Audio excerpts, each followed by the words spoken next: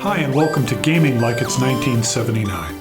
In the summer of 1977, I was about 8 years old, and according to my mother, I was a real handful. Hyperactive, always getting into trouble. Whenever we went to a store, I'd get bored and just kind of wander away, and she'd have to spend the rest of the day looking for me. I was not a well-behaved kid. Until my mom discovered one weird trick. The trick involved Radio Shack. Picked up your new Radio Shack catalog yet? It's free at your nearby Radio Shack, and they're going fast. Apparently, the one thing I would sit still for was this new thing called a microcomputer. From that point on, whenever my mom went shopping, she'd take me to the combination Radio Shack / Tandy Leather store. Yeah, this was a thing. It's confusing. I'd sit down at their demo TRS-80 Model 1 machine, and she would just leave me there, completely confident that if she came back in 20 minutes, an hour, or 6 hours later, I would still be sitting there, staring at the screen, typing, absolutely entranced. So what was I entranced by? This is kind of the interesting question. In 1977, there was not a heck of a lot to actually do with microcomputers. In 1977, Radio Shack sold a grand total of 6 programs. A few card games, a payroll program for small businesses, some math drills, a kitchen program with some menus, and a very simple personal finance app. That's it. Beyond that, when you turned on the machine, you'd be dropped to a prompt. At that prompt, you could type in some commands or basic programs. This, more than anything, was what most people back then were doing with their computer.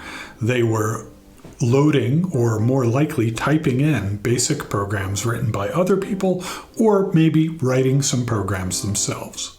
Setting aside the details of what it's like to learn to program BASIC, this is the point I want to make.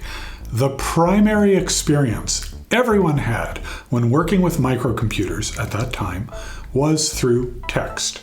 There was no mouse, no pointing device, just a keyboard and a screen. You type things at the computer and it reacted. So it's no wonder that text-based games loom so large in early computer history. Part of it was technical limitations, yes, but everyone using computers was psychologically primed to think of a text game as being just, well, normal. Enter Aaron Reed's marvelous book, 50 Years of Text Games, a wonderful survey of some of the most influential text games of the late 20th and early 21st centuries. Recently published on the heels of a very successful Kickstarter campaign, Reed takes us on a journey from some of the earliest examples of text-based games, such as the Sumerian game, through classics like Colossal Cave Adventure and Oregon Trail, up through modern interactive fiction successors. Along the way, he shares stories that you haven't heard before, even if you thought you knew everything about these games. For example, he dives deep into the roots of Zork, one of the most iconic text-based games of all time, developed in the late 1970s by MIT students.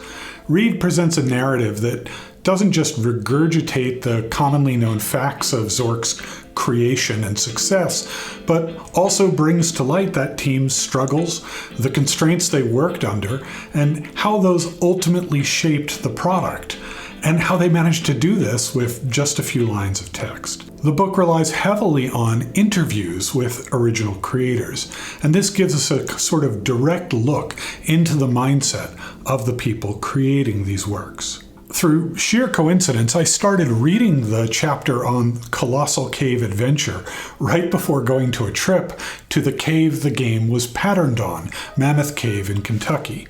While there, I thought a lot about the connection between the words and the images of what you see around you when you're in that environment.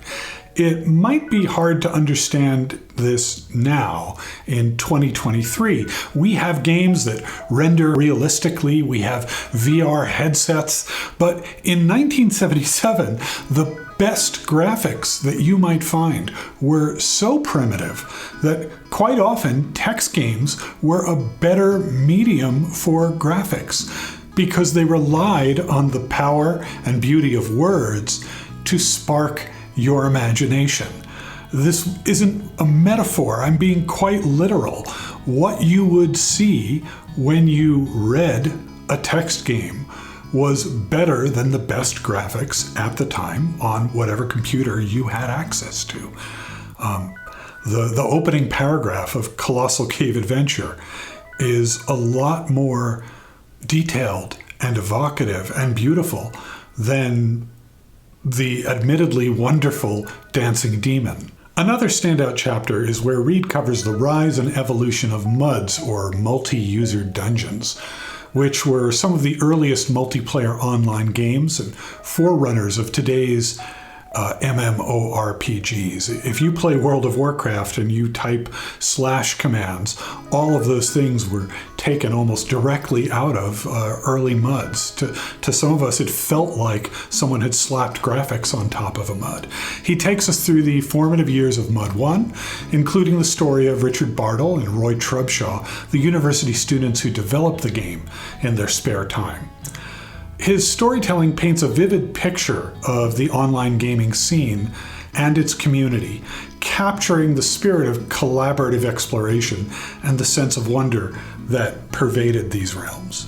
I was at Carnegie Mellon during this era and spent untold hours in James Aspney's Tiny Mud back in, I believe, 1989.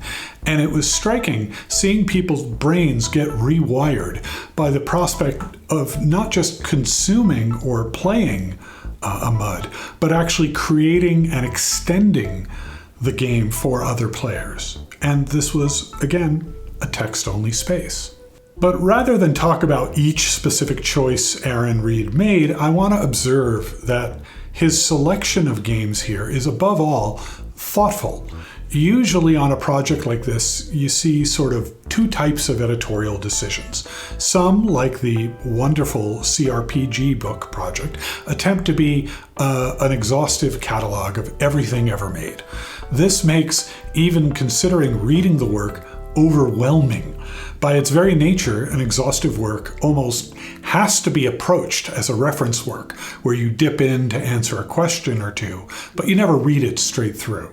The other path Reed might have taken would have been to focus on the most famous or best-selling text games. And while there's a hint of that here, I did count 5 chapters on Infocom games after all, what's clear is he's applying his editorial judgment and choosing games not simply because they were famous, but because they were influential. So yes, Zork is here, but so are Utopus, Cyborg, and Curses, none of which most of my viewers have ever heard of. I don't always agree with the book's characterization of what makes a game a text game. I'd argue that despite its narrative and textual elements, Dwarf Fortress probably is outside what should be considered a text game. It's here because of the accident that the first versions of the game used ASCII characters as graphical glyphs instead of pixel art. But the fact that I disagree with the editorial decision to include it doesn't make it an invalid choice. The important thing is that Aaron Reed was consciously making these decisions about what to include and what to exclude, and he made them thoughtfully.